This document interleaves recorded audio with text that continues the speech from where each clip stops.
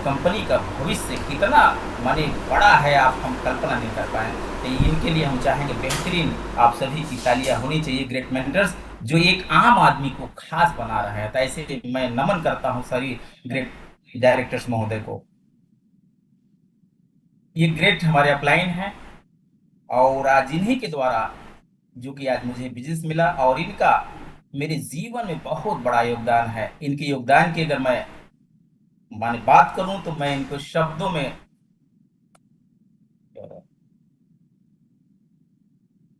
तो मैं बात करूं कि ये श्रीमान शंकर प्रसाद जी जो कि आज इन्हीं के द्वारा मुझे बिजनेस प्रोवाइड किया गया।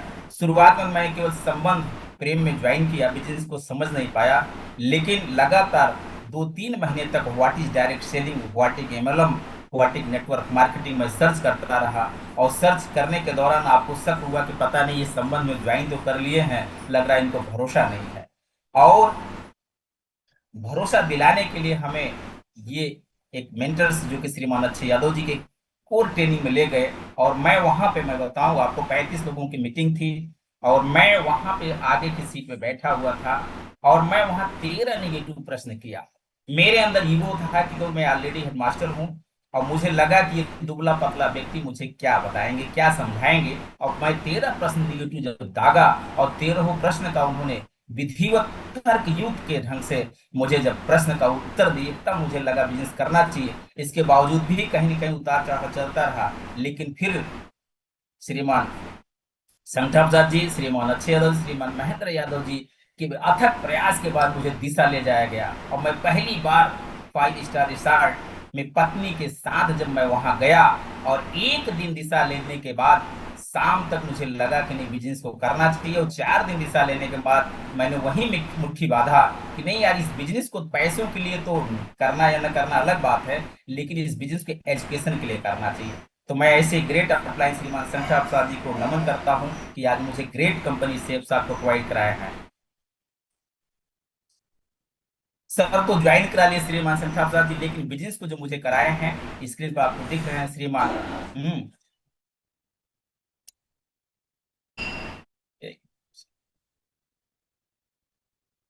ये ज्वाइन कराए हमारे शंकर प्रसाद जी, लेकिन जो मुझे बिजनेस को करा पाए श्रीमान महेंद्र प्रसाद जी जो कि हमारे ग्रेट मेंटर्स हैं, इंस्पिरेशनल लीडर हैं हमारे। ये लगातार केयरिंग करते रहते हैं। जब मैं ज्वाइन तो कर लिया, और लेकिन सपोर्ट नहीं मिल पा रहा था, क्योंकि हमारे ज्वाइन कराने वाले श्रीमान शंकर प्रसाद जी उस समय पोस्टिंग थी दुद्धि में। तो जो व्यक्ति दुद्धि में बैंक में मैनेजर हो और ज्वाइन किए हो, तो एक संडे छुट्टी मिलेगी तो अपने बाल परिवार को देंगे कि मुझे बिजनेस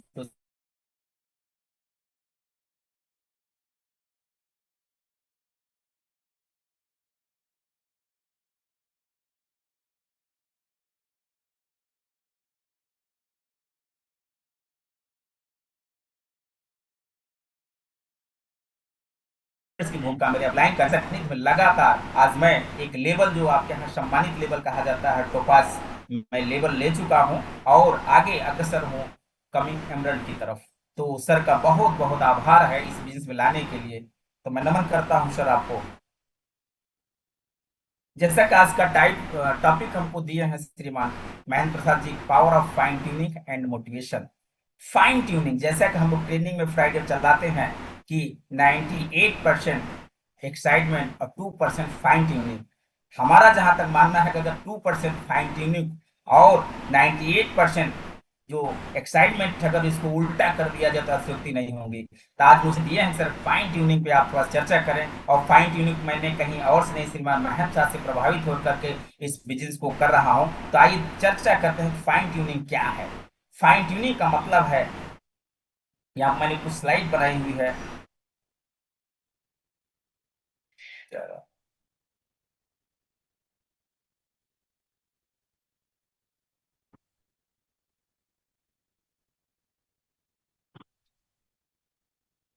चलिए आइए देखते हैं फाइन ट्यूनिंग क्या महत्व। आपको स्क्रीन पे दिख रहा होगा कि मैंने धनुष और बाण बना रखा है।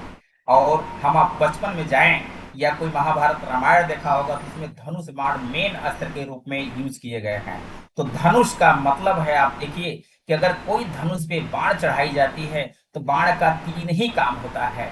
या तो किसी को उसके कानों से सू से करके निकल जाएगी, अर्थात एकदम डरा जाएगी, बच जाएगा, बोलेगा ओह जीवन बचा, और या तो सीधे कहीं लगेगी तो घायल कर देगी, या तीसरा काम करेगी या तो उसको डेड कर देगी अर्थात मृत कर देगी। इसका काम ही है कि किसी को घायल करना, किसी को डरा के आगे निकल जाना, अथवा किसी को मृत्यु के पास पहुंचा देना। ये धनुष का आप आकार जरा देखिएगा, तो मैं एक आकार को टैली कर रहा हूं, यहाँ पर देखिए, ये आप अपने फोटो को देखिए, आप देखेंगे ये धनुष से मिलता जुलता है। वहां आप देख पा रहे हैं कि धनुष से बाण चलाई जाती है, और इस फोटो से जो कि दो है ऊपर और नीचे, इससे शब्द बाण चलाए जाते हैं। तो मैं बताना चाहूंगा कि जो आपके शब्द निकलते हैं और कहते हैं कि व्यक्ति या इंसान कि अपने शब्दों से ही कहीं ऊंचाई पर जाता है अथवा कहीं नीचे, तो हमारे अंदर से जो शब्द बाण निकलते हैं वो हमको चेक करना है कि कैसे हैं, किसी को घायल करते हैं अथवा किसी को खुश करते हैं। तो इस बहुत पहले हमारे जो कि कबीर महोदय जी कहते हैं, महान कवि हैं, कि बोलते हैं कि वाणी ऐसा बोलिए मन का आपा खोए, औरन को शीतल करे आपो शीतल हो। अर्थात जो हम वाणी बोलते हैं या जो हम शब्द निकालते हैं, क्या किसी को शीतल कर रही है अथवा किसी को घायल कर रही है। तो आप अपने एक एक जो वाणी है उसको जरूर चेक करें। आप देख पा रहे हैं यहाँ दांत भी नजर आ रहा है। आप जन्म लेते हैं तो आप देखें पहले जिह्वा आती है कि पहले दांत। हमें लग रहा है आप सभी को पता है कि पहले जिह्वा आती है और बाद में दांत आता है, और पहले जाता कौन है। तो फिर आप चेक करेंगे तो दांत पहले चला भी जाता है, अब मन में आएगा करीब बाद में आया और पहले चला गया क्यों। और आप अपने जहां भी एरिया में रहते हो आप चेक करिएगा, तो वहां डेंटिस्ट होते जरूर हैं। अब जैसे किसी जनपद में हो सकता है हजारों की संख्या में हो, किसी क्षेत्र में सैकड़ों की संख्या में हो डेंटिस्ट, लेकिन जरा अपने आप को नजर दौड़ाइए, टंगिस्ट कितने हैं। अर्थात दांत के डॉक्टर तो आपको हजारों की संख्या मिलेंगे, लेकिन जीभ के डॉक्टर क्यों नहीं। आप देखेंगे जीभ के डॉक्टर इसलिए नहीं होते कि जीभ जीभ हमारी जो है लचीली होती है, ये लचीली होती है, और ये अपने आप को स्थिति परिस्थिति के अनुसार अपने आप को ढालती है। और दांत हमारे कठोर होते हैं, तो इससे यह साबित होता है कि जो चीज कठोर होती है वो उसका लाइफ कम होता है, और जो चीज लचीली होती है उसकी लाइफ आजीवन होती है। जीव हमारे जीवन के साथ आता है और मृत्यु के साथ जाता है। इसका मतलब है जब भी अवसर मिले तो हमें जीव बनना है, न कि दांत बनना है। तो ये हमारी जीव जो है, और ये जब यहाँ से हमारी निकलती है कोई शब्द ही निकलता है। कहते हैं इंसान एक चलती फिरती अथवा रुकी हुई दुकान है, और ताला उसकी जुबान है। इंसान चलती फिरती अथवा एक रुकी हुई दुकान है, और ताला उसकी जुबान है। ताला खुलने पर ही पता चलता है कि उस दुकान में गंदगी भरी है अथवा पकवान है। ये कब पता चलता है, जब हमारी ये शटर रूपी होंठ खुलते हैं। तो किसी व्यक्ति की पहचान हमारे शब्दों से ही होती है, और एक शब्द आपको बड़ी चरम ऊंचाई तक ले जाता है। किसी शब्द से आप किसी के दिल में उतरते हैं, और उसी शब्द से किसी के दिल से उतरते हैं। तो आपको चेक करना है कि हम किसी के दिल में उतरते हैं अथवा दिल से उतरते हैं। तो शब्द की बात करें तो शब्द जब आप किसी को जब निकालते हैं तो शब्द भी वही काम करता है, किसी को घायल करता है, अथवा किसी को डराता है, अथवा किसी को मृत्यु शैया तक ले जाता है। एक शब्द ही आप देखे हो किसी को लग जाता है तो अंत में वो अंतिम जो माने अपनी शरीर की लीला समाप्त कर लेता है, क्योंकि उसको शब्द लग जाता है, वो आत्महत्या तक कर लेता है। और शब्द बाण जिसको लग गया ना, तो कहते हैं इसका कोई इलाज नहीं है। क्यों कि शब्द जो काटता है, जैसे एक डॉक्टर हॉस्पिटल पे लिखा हुआ था कि यहाँ पर एक व्यक्ति आया जिसको बिच्छू और डंक ने मार लिया था, लेकिन इलाज हुआ चला गया। फिर दूसरी लाइन लिखी थी, यहाँ पर एक व्यक्ति आया जिसको सर्प ने डंस लिया था, लेकिन इलाज हुआ बच के चला गया। फिर लिखा था कि यहाँ पर एक व्यक्ति आया जिसको कुत्ते ने काट लिया था, और उसका इलाज हुआ, बच गया। लेकिन चौथी लाइन लिखी थी, यहाँ एक व्यक्ति आया जिसको आदमी ने काट लिया, उसकी मृत्यु हो गई। क्यों? कि शब्द बाढ़ का कोई इलाज नहीं है। आपके कानों से शब्द अगर कोई घुसा तो उसका कोई इलाज नहीं। कोई अभी शब्द बाढ़ का डॉक्टर नहीं बना है। अगर आप लोग प्रयास करें तो शब्द बाढ़ के डॉक्टर बन सकते हैं। तो ये शब्द जब भी बोलें, बेहतरीन ढंग से बोले। आइए देखते हैं कैसे शब्द हमारे होने चाहिए। यहाँ पर वाणी जो हमारे अंदर से निकलती है, मुख से बाहर आती है, सामान्य वाणी। सामान्य वाणी वह वाणी होती है जिसको 24 घंटों में मैक्सिमम हम लोग 22-23 घंटे बोलते रहते हैं। यह क्या है? हम मित्र से बातचीत कर रहे हैं, सामान्य वाणी है। परिवार से बातचीत कर रहे हैं, सामान्य वाणी है। एक दूसरे से बातचीत कर रहे हैं, सामान्य वाणी। सामान्य वाणी वह वाणी होती है कि जिससे उस बातचीत से न तो आपके जीवन में कोई वृद्धि होती है और न उनके बातचीत से आपके जीवन में वृद्धि होती है। केवल टाइम पास होता है, इंजॉय होता है। यह है सामान्य वाणी। तो ज्यादातर हम लोग सामान्य वाणी ही यूज करते हैं। आइए देखते हैं इसके बाद कौन सी वाणी है। प्रभावी वाणी। प्रभावी वाणी आप पे प्रभाव डालती है। ये हर जगह नहीं बोली जाती है, इसका एक नियत स्थान होता है। आप कभी डिग्री कॉलेजेस में चले जाइए, कहीं सत्संग में चले जाइए, या आप जिस प्लेटफॉर्म पर बैठे हैं आज, यहाँ पे प्रभावी वाणी ही बोली जाती है। यहाँ पे एक दूसरे को प्रभाव डालने के लिए एक दूसरे की सफलता की बात करती जाती है। आज आप डेली हम लोग मॉर्निंग मीटिंग में रहते हैं, तो आप देखिए किसी की वाणी हमको ऐसा प्रभावित करती है कि मैं फला व्यक्ति प्लान बड़ा अच्छा कर रहा है, फला व्यक्ति फॉलो बड़ा अच्छा कर रहा है, वो सेल बड़ा अच्छा, आओ हमको प्रभाव डाल दिया। और ये कोई वाणी उसकी प्रभावित कर देती है। इसलिए हमारे जो ग्रेट मेंटर्स हैं, श्रीमान आर.के. सर, श्रीमान घनश्याम सर, बीबी सर, इस पैनल पे श्रीमान उमाशंकर घनश्याम सर तिवारी सर और विपिन सर, ऐसे हमारे बहुत सारे जो मेंटर्स हैं आज इस प्रभावी वाणी की भूमिका में होते हैं। इनका जो एक वाणी निकलती है वो लीडर की निकलती है और उसको आगे ले जाने की। ये प्रभावी वाणी एक नियत स्थान पर, अगर आपको प्रभाव वाणी के संपर्क में रहना है तो आपको नियत स्थान पे जाना पड़ेगा। डिग्री कॉलेज में चले जाइए, कहीं आप ऐसे आपका एजुकेशन जहां पे होता है आप वहां पैनल पे चले जाइए, या आप किसी सत्संग में चले जाइए, या ऐसे पैनल का हिस्सा बनेंगे तो आपको वहां प्रभावी वाणी मिलेगी। तो प्रभावी वाणी ही हमको यहाँ मिले तो लगातार अपनी संगत को ऐसी जगह बना के रखिए।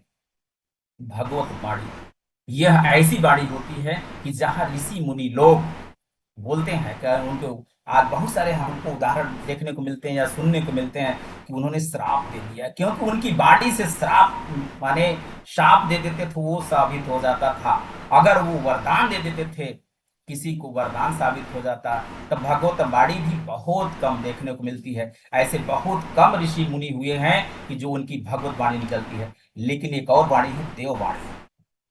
देववाणी मतलब ऐसे होता है कि उनकी वाणी उनको देव बनाती है। जैसे कर्म ही पूजा है, कर्म करते जाइए, फल की चिंता न करिए, ये किसी देव ने बताया है। तो आप देखें कि ऐसी वाणियां जो देवताओं के द्वारा बोली जाती है वह देववाणी है। तो आइए हम लोग अपने आप को चेक करें कि हम कौन सी वाणी ज्यादातर यूज करते हैं, सामान्य वाणी, प्रभावी वाणी, भगवत वाणी अथवा देववाणी। क्यों? कि ये वाणी पता कैसे चलती है कि हमारी वाणी कौन सी निकलती है? तो रहीम जी का एक दोहा मुझे याद आ रहा है कि रहीमन देखन में एक है, जब तक बोलत ना है। रहीमन दोनों एक हैं, जब तक बोलत ना है। ऋतु माने काक पिकह है, ये कब पता चलता है? ऋतु बसंत के माह। आप देखे, हम लोग देखे भी हैं कि कहते हैं रहीम जी कि दोनों देखने में एक जैसे हैं, लेकिन पता कब चलता है? जब बसंत ऋतु आता है। तो मैं बात कर रहा हूं, काक माने कौवा और पीकह माने होता है कोयल। कोयल और कौवा दोनों देखने में एक जैसे निकलते, एक जैसे दिखते हैं। अगर वो जब तक अपनी वाणी का यूज नहीं करते हैं, हम बता नहीं पाते हैं कि ये कोयल है अथवा कौवा। उसी तरह से हमारे आपके देखने में हम सभी लोग एक जैसे हैं, लेकिन पता कब चलता है? जब ये वाणी हमारी बाहर आती है। तो अगर आपको काक बनना है तो वो वाणी निकालिए, पिकह बनना है तो वो वाणी निकालिए। तो हमें तो लग रहा है कि जिसकी माने लोग कल्पना करते हैं कि ऐसी वाणी होनी चाहिए, वो है पिकह माने कोयल। तो आइए कि माने कि जैसे कि अगर हमको वाणी से अगर आप देव बनने का अवसर है, और बताते हैं प्रकृति पे कि माने जो देव है वो कभी मानव नहीं हो सकता, जानवर कभी देव नहीं हो सकता, लेकिन एक मानव ही है। न तो उसको देव की श्रेणी में रखा गया है और न ही जानवर की श्रेणी में, इसको बीच में रखा गया है कि अगर ये चाहे अपने वाणी से, अपने कर्म से, अपने व्यवहार से ये देव बन सकता है, देवता, अथवा उसी वाणी से, उसी कर्म से, उसी व्यवहार से जानवर बन सकता है। अर्थात बात करें तो वो मनुष्य, उसको अवसर है जीओडी, गार्ड बनने का। वो कब बन पाएगा? अपनी देव वाणी के माध्यम से, भगवत वाणी के माध्यम से, प्रभावी वाणी के माध्यम से। अगर वही चाहे तो वही ओ को थोड़ा सा इधर उधर डिस्टर्ब कर दीजिए, डी को आगे पीछे कर दीजिए, डीओजी, डाक। तो मनुष्य को दो अवसर मिलते हैं, अगर वो चाहे तो गार्ड बन सकता है जीओडी, अथवा अपने कर्म, अपने वाणी, अपने व्यवहार से डीओजी, डाक बन सकता है। तो आइए हम लोग संकल्प लें कि अगर जब भी हमारा प्रयास हो, जब भी हमारी वाणी निकले, जब भी हमारा व्यवहार हो, तो वो डीओजी की तरफ नहीं बल्कि जीओडी की तरफ हो। तो आइए देखते हैं आगे क्या है, हमारी वाणी कैसी हो। तो आइए देखते हैं कि वाणी तो हमारी निकलती, लेकिन कैसी हो। सबसे पहले शिष्ट। शिष्ट मतलब होता शिष्टाचार, कि हमारे जो भी शब्द निकले पूरी तरह से शिष्टाचार युक्त तो हो। एक ही शब्द किसी को बहुत ही, माने हमने अभी चर्चा किया, उसी शब्द से वो व्यक्ति दिल में उतर जाता है, लेकिन उसी शब्द से दिल से उतर जाता है, क्योंकि उसकी वाणी अगर शिष्ट नहीं है, शिष्टाचार युक्त नहीं है उसके शब्द, तो पता चला दिल से उतर जाता है। तो हम जिस बिजनेस में है, पीपल बिजनेस है, लोगों का बिजनेस है, और लोग ही आपके साथ जुड़ेंगे। तो वो आपके लिए जुड़ेंगे कैसे? जब आपकी वाणी ऐसी होगी, शिष्ट होगी, आपकी वाणी एकदम बिल्कुल बेहतरीन होगी, तो आपसे लोग जुड़ना चाहेंगे। आइए देखते हैं आगे क्या है।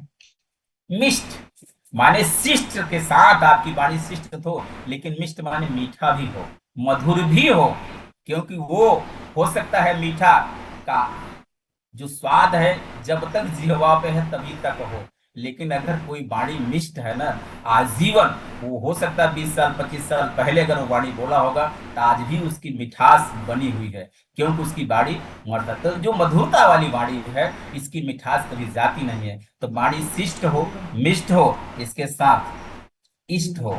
जैसा कि मैंने अभी चर्चा किया कि माने देवताओं जैसी वाणी हो कि जिससे पूजे जाए। तो जिसकी वाणी होती है शिष्ट, और जिसकी वाणी होती है मिष्ट, और जिसकी वाणी होती है इष्ट, वो बनता क्या है?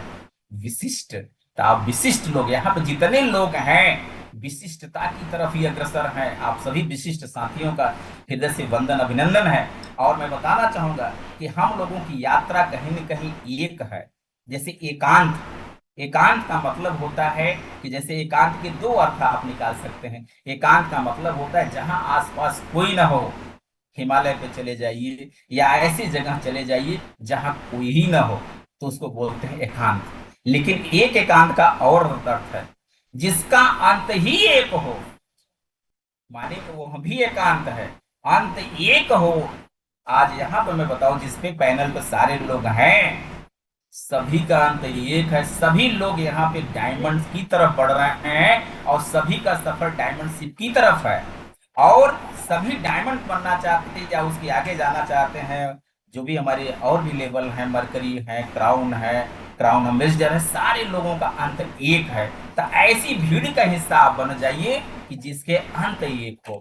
तो यहाँ पर अगर आप आते हैं तो सभी का अंत हमें लग रहा एक ही है। ये क्या है? सब यहाँ से आर्थिक आजादी चाहते हैं, सब समय की आजादी चाहते हैं, सभी को देश विदेश की यात्रा चाहती है, सभी को भौतिक सुविधाएं चाहती है, सभी को यहाँ से मान सम्मान चाहता है। इसका मतलब सभी का अंत क्या है? एक। और ये जब सभी का अंत एक है, वही है विशिष्ट। तो आइए सब विशिष्टता की तरफ हम लोग अग्रसर हो रहे हैं, और ये हमारी यात्रा लगातार लगातार आगे जा रही है।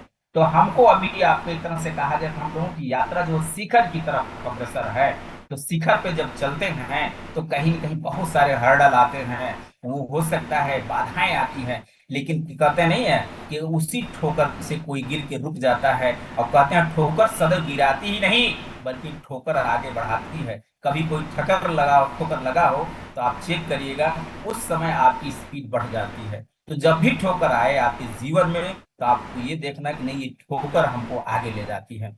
तो बताते हैं कि हमारे यहाँ बिजनेस में, मैं बताऊं आपको, डायरेक्ट सेल का बिजनेस एक ऐसा बिजनेस है, यहाँ आपकी सफलता पे लोग खुशियां मनाते हैं, ताली बजाते हैं, आपको कंधे पर उठाते हैं। बाकी ऐप में ऐसा कोई प्लेटफॉर्म नहीं है कि जहां पर कि आपकी सफलता पे लोग ताली बजाएं, मिठाई बांटें, आपको कंधे पे उठाएं।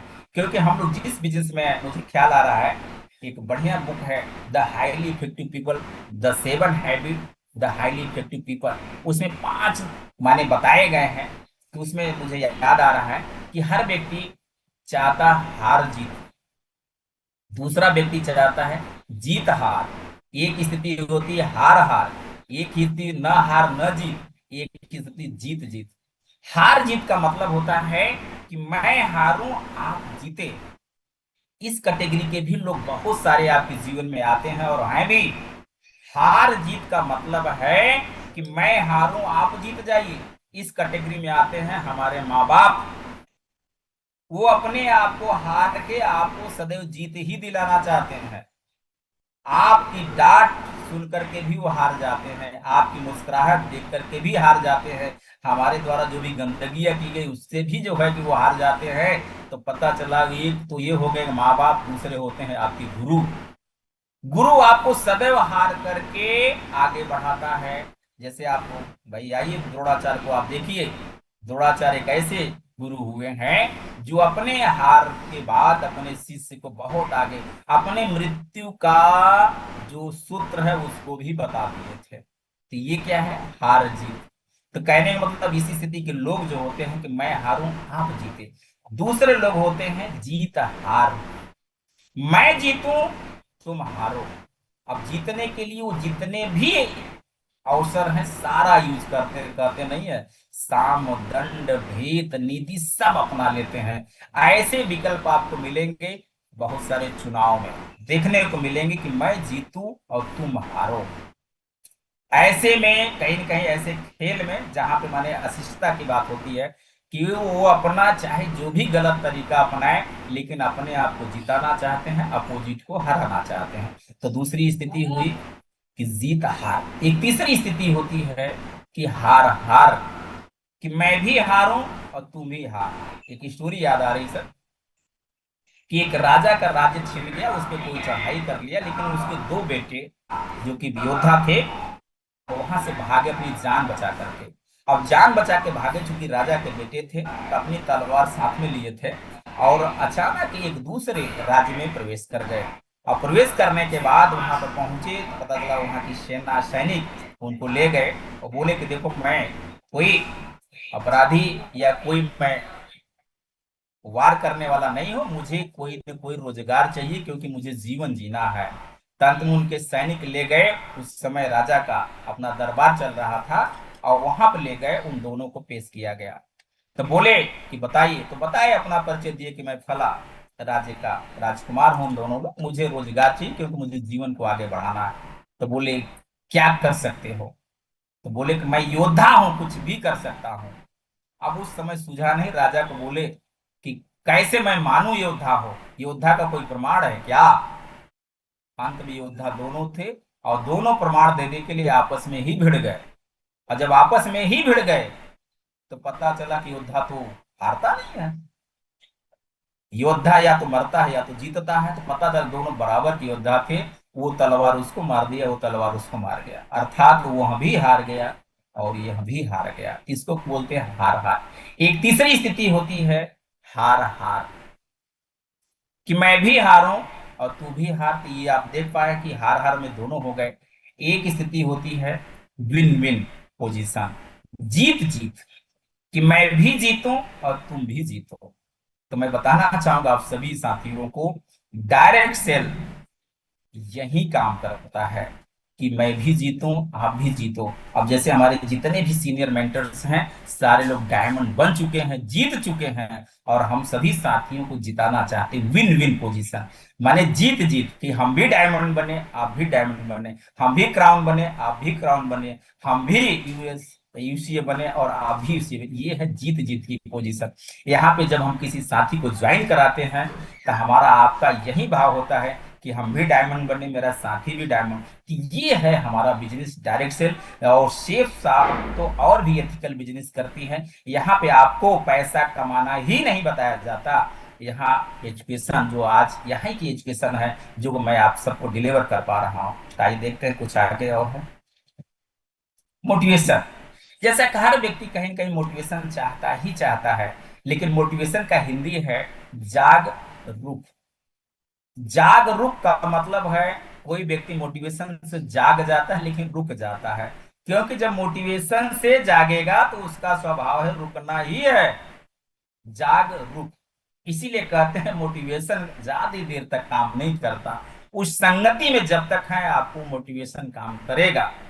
उस स्थिति परिस्थिति में है, अपने आप को जोड़ रखे हैं, तब तक आपको मोटिवेशन काम करेगा। लेकिन आपको आगे ले कौन जाता है? Motive action. इसी में थोड़ा सा चेंज करना पड़ेगा। मोटिव एक्शन, मोटी मतलब होता है जाग, और एक्शन मतलब होता है चल। तो आपको जागरूक आगे नहीं ले जाएगा, जाग चल। तो आप सभी लोग इस समय जाग चुके हैं, तो आप चलें। यहां से मेरा संदेश यही है, तो आपको चलना पड़ेगा। अब ये मोटिवेशन लगातार बना रहे, जैसे बताते हैं कि क्या ऐसा कोई फार्मूला है कि एक बार मोटिवेशन मिल जाए और लगातार चलता रहे? तो थोड़ा प्रश्न है आप सभी साथियों से कि जीवन में ऐसा कोई काम हो, बताइए, कि जो एक बार करने के बाद आपको दोबारा न करनी पड़ी हो। तो अपने आप से पूछिए, क्या हम एक बार भोजन कर लें दोबारा नहीं किए? क्या हम एक बार पढ़ लिए दोबारा नहीं पढ़ना पड़ा? क्या एक बार हम नहा लिए तो दोबारा नहीं नहाना पड़ा?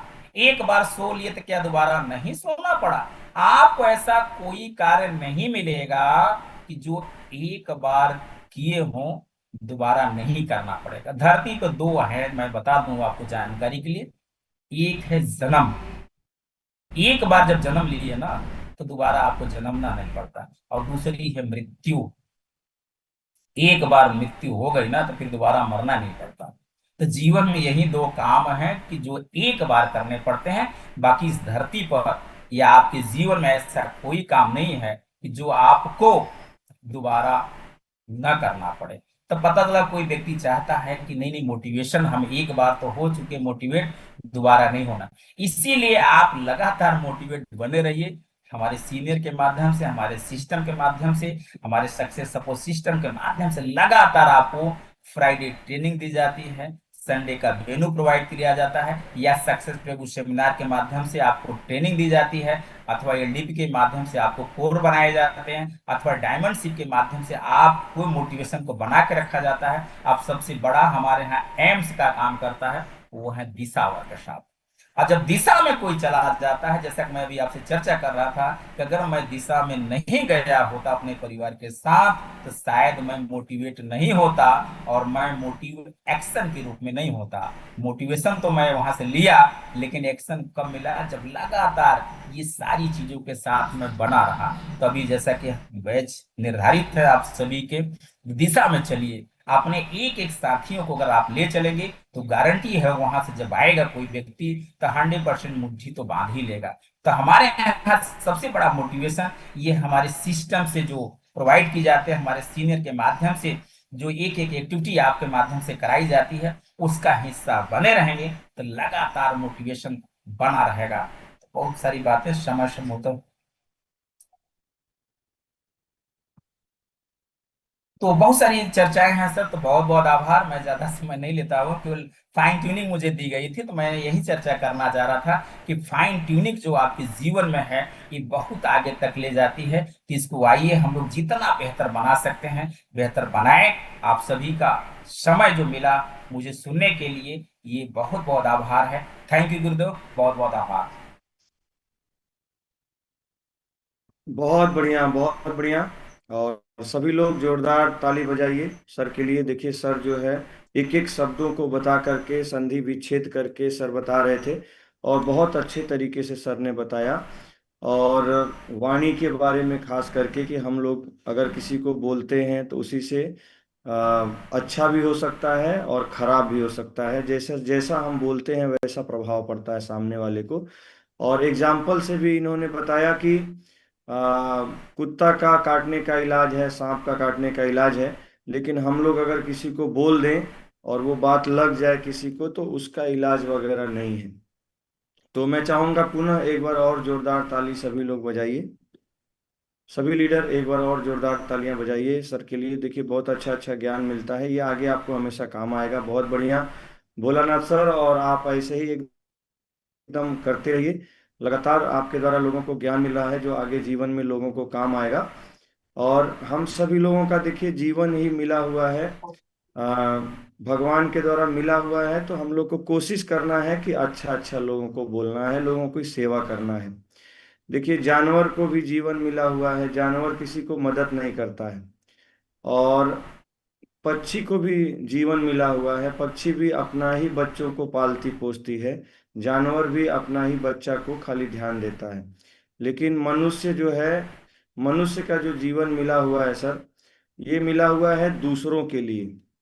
मनुष्य अगर सिर्फ अपने बच्चों को ही ध्यान देता है तो वो मनुष्य नहीं है, फिर वो जानवर है, वो पक्षी है। सिर्फ अपने बच्चों को अगर ध्यान देता है।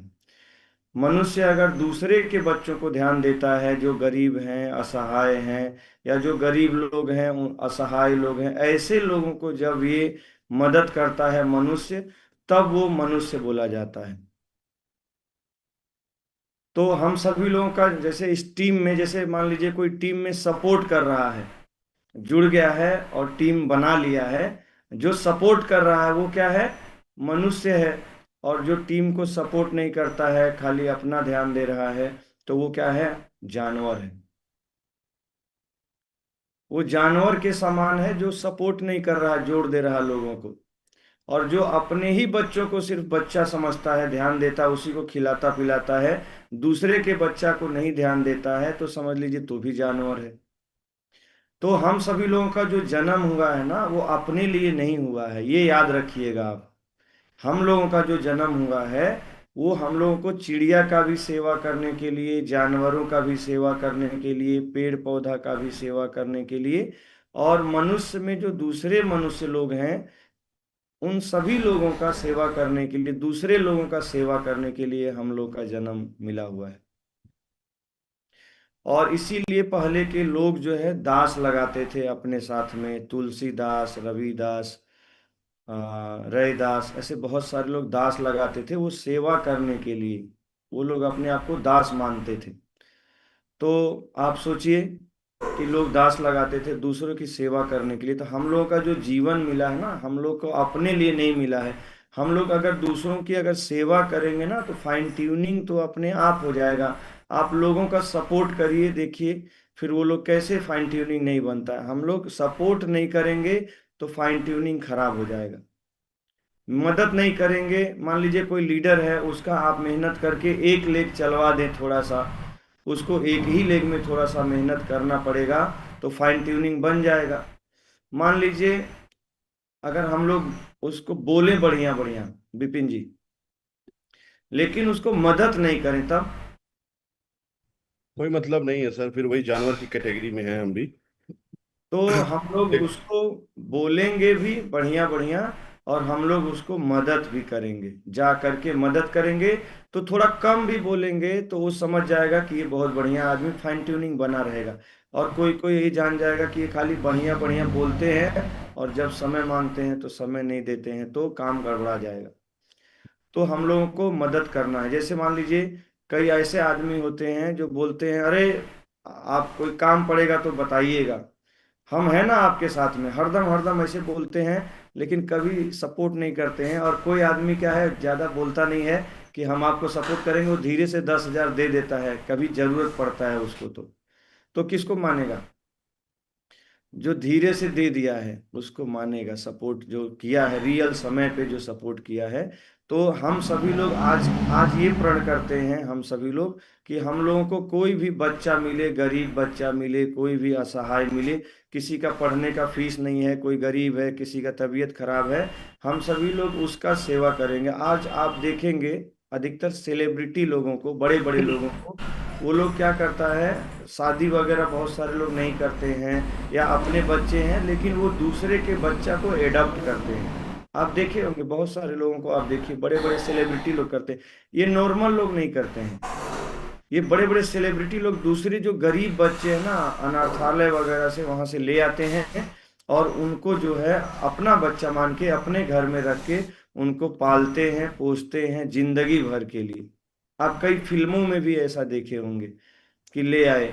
तो हम सभी लोग भी ऐसा काम करें। हम लोग के गांव में अगर कोई गरीब है, असहाय है, किसी को पढ़ने के लिए फीस वगैरह नहीं है, या अपने टीम में ही अगर हम देखें कि जो आदमी नहीं कर पा रहा, कहीं आने जाने का थोड़ा पैसा नहीं है, या कोई प्रॉब्लम आ गया, और पैसे से अगर आप नहीं सपोर्ट कर सकते हैं तो अपना शरीर से भी जो सपोर्ट होता है वो भी एक बड़ा सपोर्ट होता है।